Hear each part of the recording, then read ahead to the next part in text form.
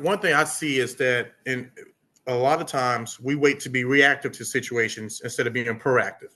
We wait till something happens and we want to say, "Oh man, we need to fix this. We need to do something about this." Versus, like you're saying, as you're asking, what can we do now? Now is the time to act. We don't need to wait until 2026 for midterm elections. We don't need to wait for 2028 for the next presidential election.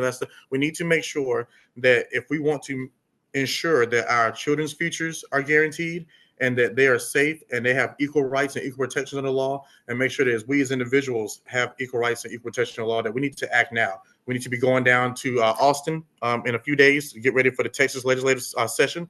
We need to make sure that we go as all of us, no matter if you're part of an organization, as an individual, we need to go down and we need to talk to our legislators, no matter what side of the aisle they're on, and say, hey, these are the issues that are important to me and my community. These are the issues that keep me up at night. These are the issues that when I wake up in the morning and I see the TV, and every time I see there's a murder, there's someone that has died, there's massive homelessness. Those are the issues that we wake up to every day, but it seems like there's nothing being done about it. How can we, as constituents, reach out and work with you, the legislator, who actually, since you're elected by us, work for us, make this work for everybody?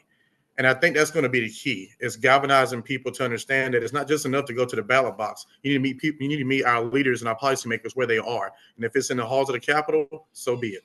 Knowing which race handles which part of the government and what to look for. We're we're starting there. And then also, I would like to see that we have succession planning from our black legislators. We need to take their wisdom so that the next people behind them have a readiness to get in and do what needs to be done for our black agenda. Well, the only perspective that I can address that from is the perspective of hope. Um, Today may look a little dim. I was just reading an article earlier about how Hitler dismantled democracy in 53 days Lord. in Germany.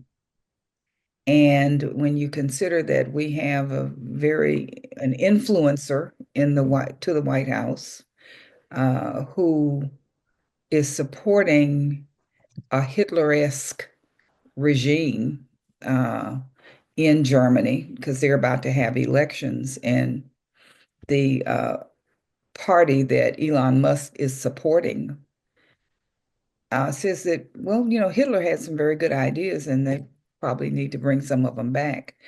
When you look at it from what's going on here in this country and then globally, because you have to look globally, I can only come from a position of hope.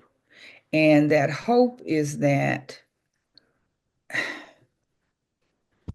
we are better people 20, 30, 40 years from now than we are today. But how do we get to be better people? And are we going to have to basically crash and burn before we can pick ourselves up from the ashes and be better people? I don't know. So my hope would be that we would see a more inclusive society.